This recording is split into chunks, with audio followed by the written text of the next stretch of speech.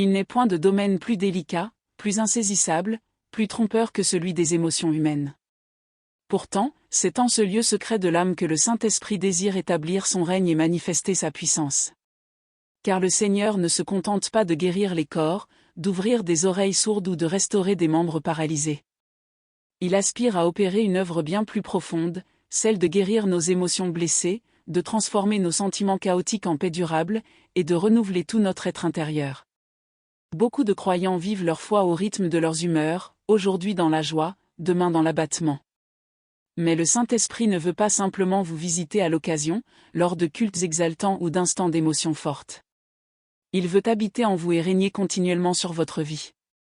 Il veut faire de vous un homme ou une femme stable, enraciné dans la paix du Christ, affermi dans la foi, transformé à l'image du Fils. Romains 8 verset 29. Peut-être avez-vous grandi dans un foyer brisé, marqué par la violence, la trahison ou l'abandon. Ces blessures, souvent dissimulées sous des sourires de façade, sont autant de forteresses émotionnelles qui freinent l'action de Dieu dans votre vie. Mais voici la bonne nouvelle, le Saint-Esprit n'est pas rebuté par vos failles. Il connaît chaque larme que vous avez versée, chaque angoisse, chaque rejet. Et il veut guérir non pas en surface, mais dans les profondeurs de votre être, là où nul homme ne peut atteindre. Rappelez-vous cette promesse de l'Écriture, le Seigneur est proche de ceux qui ont le cœur brisé, et il sauve ceux qui ont l'esprit abattu, Psaume 34 verset 18. Il veut vous délivrer de la dépendance aux émotions incontrôlées, aux sautes d'humeur, aux blessures refoulées.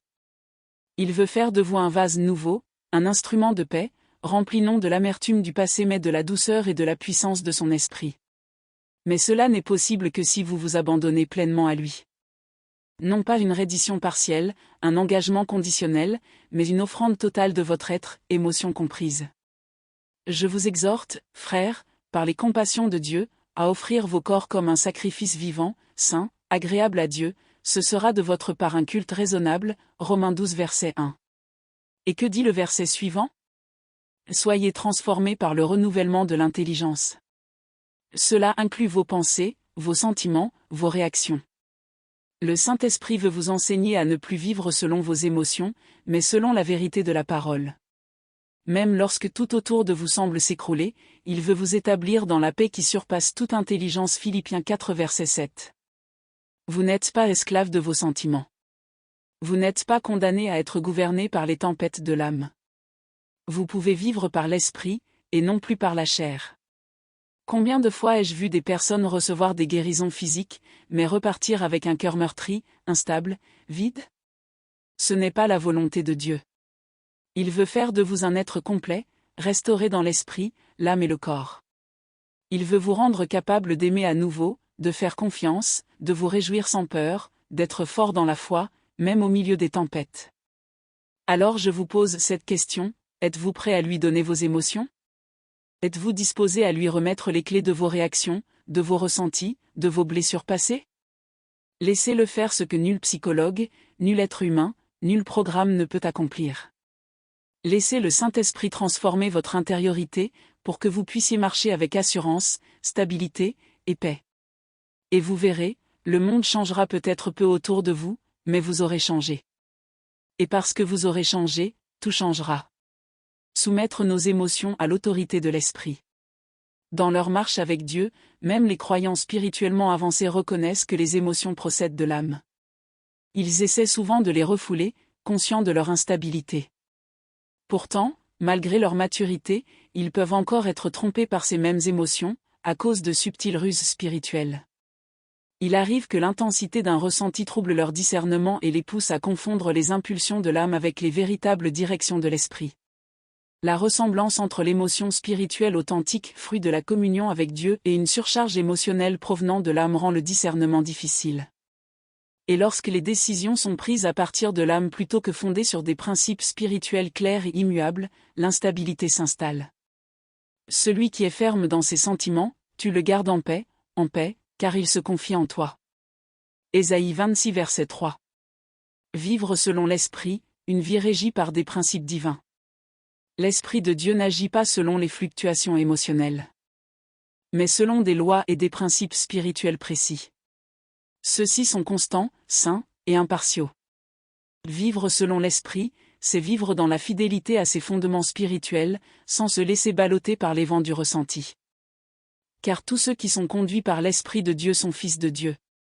Romains 8 verset 14. Lorsque l'Esprit dit « oui », ce n'est pas un oui soumis à des humeurs, mais un oui ferme, enraciné dans la vérité. Lorsqu'il dit « non », c'est un non absolu, que ni la peur ni l'excitation ne peuvent altérer. C'est pourquoi la vie chrétienne véritable ne peut reposer sur le terrain mouvant des émotions, mais doit être édifiée sur la parole éternelle de Dieu. Le ciel et la terre passeront, mais mes paroles ne passeront point. Matthieu 24 verset 35. Le piège des émotions instables. Un croyant qui ne parvient pas à soumettre ses émotions à la seigneurie du Christ deviendra vulnérable à une guidance fluctuante, dépendante des caprices de son âme. Il avancera à tâtons, tantôt encouragé, tantôt découragé, sans ancrage véritable. Il vivra dans une illusion spirituelle, croyant suivre Dieu alors qu'il suit inconsciemment ses propres sentiments. Le cœur est tortueux par-dessus tout, et il est méchant, qui peut le connaître? Jérémie 17h9. Il y a une différence marquante entre une vie régie par des principes éternels et une vie dominée par les sensations du moment. Une vie spirituelle bâtie sur les principes de Dieu est stable, paisible et ordonnée. À l'inverse, une vie guidée par les émotions est instable, chaotique et vulnérable aux illusions. La foi, force contre les tempêtes émotionnelles. C'est ici que la foi entre en jeu. Elle est l'encre de l'âme, la force intérieure qui permet de résister aux turbulences émotionnelles et de rester fidèle à l'appel de Dieu. La foi nous empêche d'agir selon ce que nous ressentons, et nous pousse à obéir à ce que nous savons être juste, même lorsque les émotions crient le contraire. Or la foi est une ferme assurance des choses qu'on espère, une démonstration de celles qu'on ne voit pas, Hébreux 11 verset 1. Et nous marchons par la foi et non par la vue. 2 Corinthiens 5 verset 7. La foi ne supprime pas les émotions, mais elle les soumet à l'autorité de la parole. Elle permet de garder la tête froide quand tout en nous voudrait réagir avec excès. Elle nous garde calmes dans la tempête, lucides dans l'épreuve, et fidèles dans la tentation. La paix intérieure, fruit de l'esprit et non des circonstances. Une caractéristique fondamentale du croyant mûr est sa capacité à demeurer en paix, peu importe les circonstances extérieures.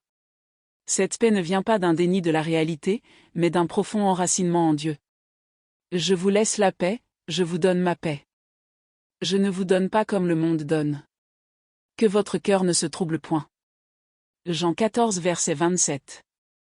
Lorsque nos émotions sont en désordre, il devient difficile, voire impossible, d'entendre la voix douce de l'esprit. C'est comme chercher à capter un murmure au milieu d'une foule en tumulte. Le tumulte de l'âme étouffe la voix de Dieu. Et l'Éternel n'était pas dans le vent impétueux, mais après le feu, un murmure doux et léger. 1 Roi 19 versets 11 à 12.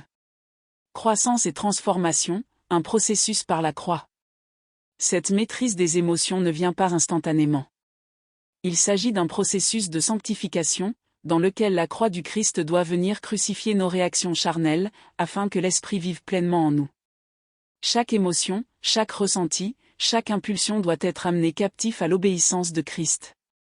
Nous renversons les raisonnements et toute hauteur qui s'élève contre la connaissance de Dieu, et nous amenons toute pensée captive à l'obéissance de Christ. 2 Corinthiens 10 verset 5. Décision sage et direction divine.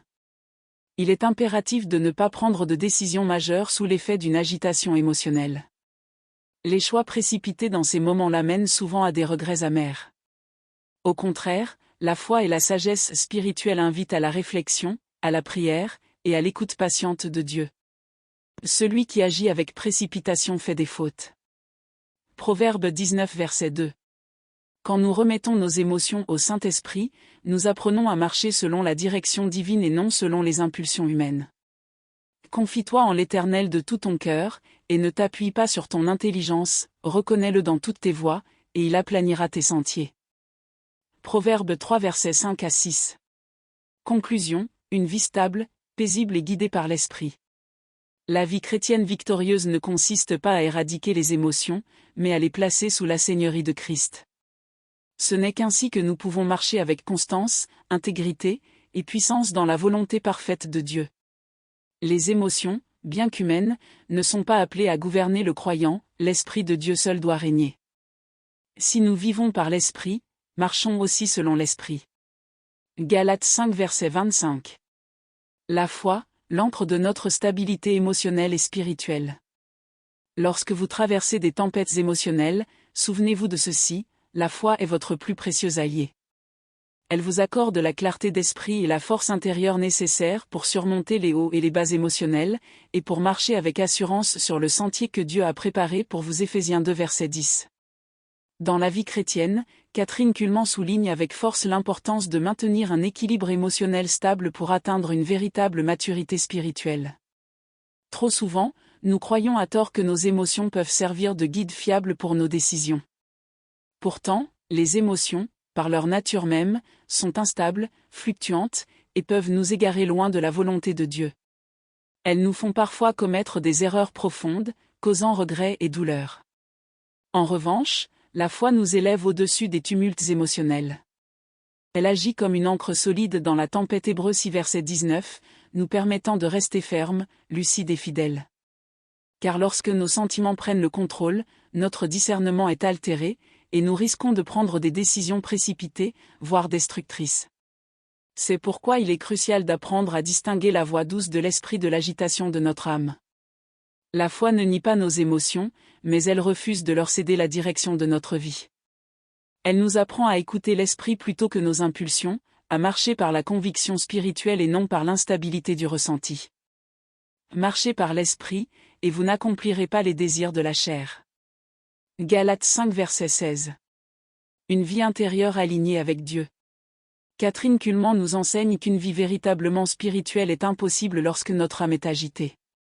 Un esprit troublé devient sourd à la voix du Saint-Esprit. C'est comme tenter d'entendre une voix douce au milieu d'une foule bruyante. Les émotions excessives étouffent la direction divine. 1 Rois 19 verset 12. C'est pourquoi il est essentiel de rechercher la paix intérieure, de cultiver une harmonie avec le ciel, pour que la lumière de Dieu éclaire nos pas. Dans les conflits personnels, le stress professionnel, ou les imprévus douloureux, c'est la foi et non l'émotion qui doit diriger nos choix. Que la paix de Christ, à laquelle vous avez été appelés pour former un seul corps, règne dans vos cœurs. Colossiens 3 verset 15. Le danger d'agir sous l'impulsion. La véritable force spirituelle se manifeste dans la capacité à rester fidèle à Dieu, même quand nos émotions crient le contraire. Lorsque nos sentiments nous poussent dans une direction contraire à la volonté divine, il est vital de s'arrêter, de prier, de réfléchir, et d'ajuster notre trajectoire à la lumière de la parole. Agir dans la tourmente émotionnelle mène rarement à des fruits durables. La foi nourrit le calme et la réflexion, conditions indispensables pour des décisions sages. Jacques 1 verset 5 à 6. En discernant entre les élans de l'âme et les directions de l'esprit, nous évitons de nous laisser déstabiliser par ce qui est passager. La foi, plus forte que les émotions. La foi agit comme un phare dans la nuit. Elle éclaire notre chemin et nous aide à garder le cap malgré l'agitation intérieure.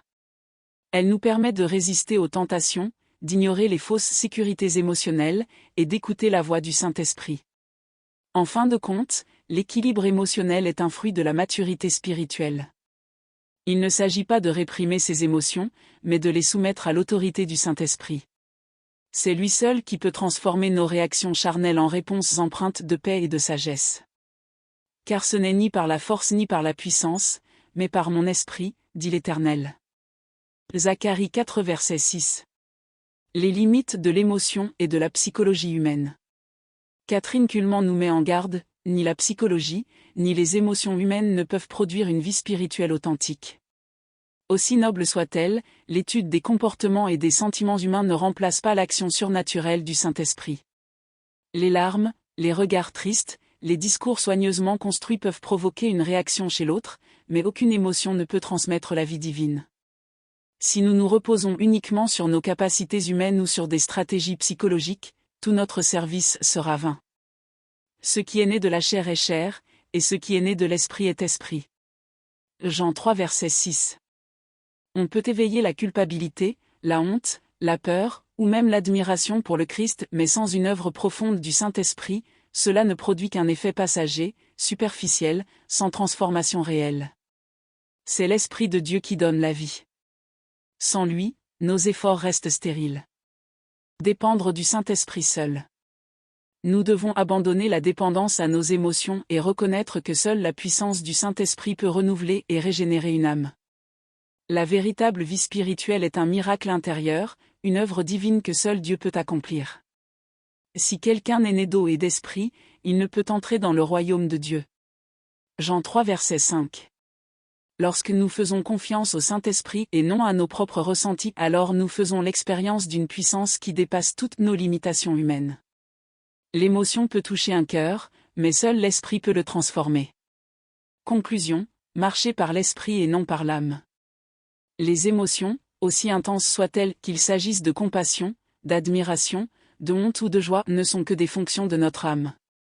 Elles peuvent simuler une vie spirituelle vibrante, mais en vérité, elles ne garantissent aucune régénération.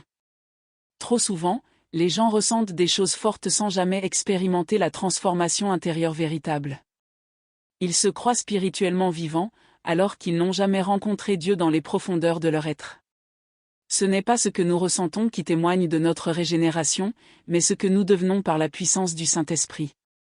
La vie de Dieu ne s'évalue pas au nombre de larmes, mais à la qualité de la transformation qu'il opère en nous. Ne vous conformez pas au siècle présent, mais soyez transformés par le renouvellement de l'intelligence, afin que vous discerniez quelle est la volonté de Dieu. Romains 12 verset 2. La vraie transformation, une œuvre profonde de la vie divine. La véritable transformation d'une vie humaine ne s'opère pas par la seule force de la volonté ou par des ajustements émotionnels ou comportementaux. Elle ne peut se produire qu'à travers la manifestation de la vie divine dans l'homme. C'est un principe fondamental et incontournable du chemin spirituel, seul Dieu peut régénérer un être humain en profondeur. Ce qui est né de la chair est chair, et ce qui est né de l'esprit est esprit. Jean 3 verset 6. Ainsi, notre mission, en tant que serviteur de Dieu, ne consiste pas simplement à encourager des changements d'attitude, ni à chercher à plaire, être reconnu ou apprécié. Ce ne sont là que des ombres superficielles qui ne révèlent pas une réelle œuvre de régénération. Le véritable fruit de notre ministère est de conduire les âmes à la vie du Christ, à cette transformation intérieure authentique et durable qui naît lorsque la vie divine s'enracine dans le cœur. Si quelqu'un est en Christ, il est une nouvelle créature. Les choses anciennes sont passées, voici, toutes choses sont devenues nouvelles. 2 Corinthiens 5 verset 17. L'œuvre de régénération ne dépend pas des émotions humaines. Nous commettons une erreur lorsqu'en prêchant, nous tentons de persuader les âmes par nos émotions. L'émotivité, aussi intense soit-elle, ne peut produire le fruit éternel. L'homme n'a pas besoin d'être touché passagèrement dans ses sentiments, mais vivifié dans son esprit par la vie de Dieu. C'est pourquoi l'apôtre Paul enseigne que toute femme qui prie ou prophétise doit se couvrir la tête. 1 Corinthiens 11 verset 5. Ce geste, au-delà de sa signification culturelle ou physique, symbolise la nécessité de soumettre les émotions et la volonté à l'autorité de l'esprit. Cela souligne combien les émotions peuvent facilement infiltrer et perturber l'œuvre spirituelle, surtout lorsque l'on prêche ou enseigne. Les émotions doivent être brisées à la croix, non pour être supprimées, mais pour être régénérées et rendues soumises à l'esprit. L'homme spirituel ne devient pas insensible, il apprend à aimer ce que Dieu aime et à haïr ce qu'il est. Il devient sensible, non aux impulsions de la chair, mais au mouvement de l'esprit. Ceux qui sont à Jésus-Christ ont crucifié la chair avec ses passions et ses désirs. Galates 5 verset 24. Le danger de la séduction naturelle. Dans le ministère, ceux qui possèdent un charisme naturel semblent souvent obtenir plus de résultats, attirant plus de monde et suscitant l'admiration. Mais cette attractivité peut devenir un piège. Ce qui est naturel doit être voilé, non mis en avant, afin que seul Christ soit glorifié. Notre dépendance ne doit pas reposer sur notre éloquence, notre charme ou notre pouvoir de persuasion, mais sur la puissance du Saint-Esprit. Ma parole et ma prédication ne reposaient pas sur les discours persuasifs de la sagesse humaine, mais sur une démonstration d'esprit et de puissance. 1 Corinthiens 2 verset 4. Si nous œuvrons selon nos talents naturels et que nous négligeons la direction de l'esprit, notre œuvre sera vaine, dépourvue d'impact spirituel durable. Le véritable pouvoir spirituel ne réside ni dans la popularité ni dans le talent, mais dans le prix payé dans le secret, à genoux devant Dieu. Les émotions, soumises, mais non supprimées. Beaucoup pensent, à tort, que vivre par l'esprit signifie devenir insensible, comme une pierre. Pourtant, Jésus lui-même a pleuré, s'est ému de compassion, a aimé profondément. La spiritualité authentique ne supprime pas les émotions, elle les purifie, les renouvelle, et les rend disponibles à l'expression de l'amour de Dieu. Réjouissez-vous avec ceux qui se réjouissent, pleurez avec ceux qui pleurent. Romains 12 verset 15. Une personne spirituelle sait discerner les désirs qui viennent de l'âme naturelle de ceux qui naissent de l'esprit. Elle apprend à faire mourir les émotions impures, orgueil, fanatisme, agitation, pour laisser place à une sensibilité sainte, gouvernée par Dieu. Celui qui ne prend pas sa croix, et ne me suit pas, n'est pas digne de moi. Celui qui conservera sa vie la perdra, et celui qui la perdra à cause de moi la retrouvera. Matthieu 10 versets 38 à 39. La croix, chemin vers la résurrection intérieure. La croix n'a pas pour but de supprimer la fonction de l'âme, penser, ressentir, décider, mais de la délivrer de sa vie naturelle corrompue afin qu'elle soit ressuscitée dans la vie de l'esprit. Mourir à soi-même, ce n'est pas devenir impassible, mais devenir purifié, transformé, renouvelé. Nous avons été ensevelis avec lui par le baptême en sa mort, afin que, comme Christ est ressuscité des morts, nous aussi nous marchions en nouveauté de vie. Romains 6 verset 4. Quand nos émotions, notre volonté et notre intelligence sont passées par la croix, elles ne sont plus des obstacles, mais des instruments de l'esprit. Elles deviennent alors nobles, justes, empreintes de paix, de compassion et de douceur divine.